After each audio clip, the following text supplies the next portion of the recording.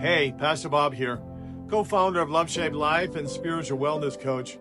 One day, a lawyer, part of the religious leaders in Jesus' day, asked him a powerful question: what must I do to inherit eternal life? Jesus replied and said, "What is written in the law? How do you read it?" The lawyer responded and said, "You shall love the Lord your God with all your heart and with all your soul and with all your strength and with all your mind, and your neighbor as yourself."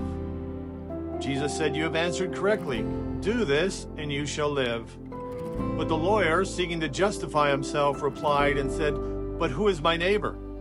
You see, the religious leaders at the time of Jesus believed they held a special position of favor with God, an attitude that bred judgment and criticism of others. Their self-righteousness led them to reject, even despise, anyone who didn't share their appearance, customs, or interpretation of God. In response to this prejudice, Jesus shares a powerful story that would challenge their deeply held beliefs. A man traveled from Jerusalem, which was the main hub of the religious leaders at the time. He was traveling to a town called Jericho. He was beaten and robbed and left along the road to die. Two religious leaders came by at different times, looked at him, and they realized he was actually one of their own, but they just kept walking. But a Samaritan came along, and at the time, Samaritans were hated by the religious people of the day. He saw the man dying on the side of the road. He was deeply moved with compassion, and he cared for him.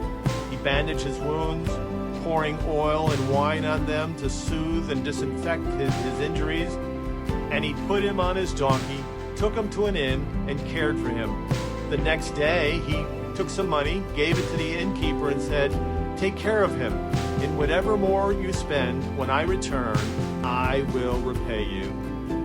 Jesus then asked the lawyer the question, "Which of these three do you think was a neighbor to the man who fell into the hands of the robbers?" The lawyer responds and says, "The one who had mercy on him."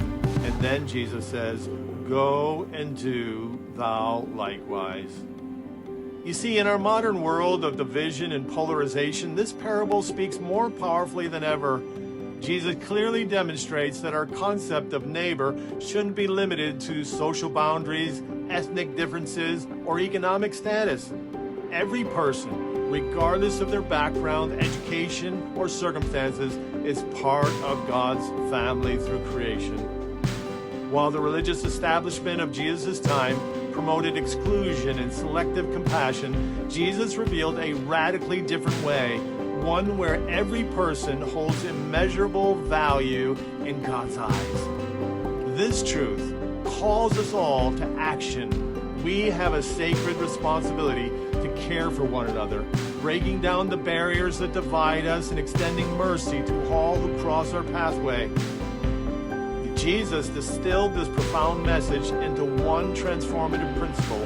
So in everything, do to others what you would have them do to you. Today, this challenge invites us to be modern-day Good Samaritans, reaching across divides to show Christ's love in practical and meaningful ways. But the question remains, will you accept the challenge?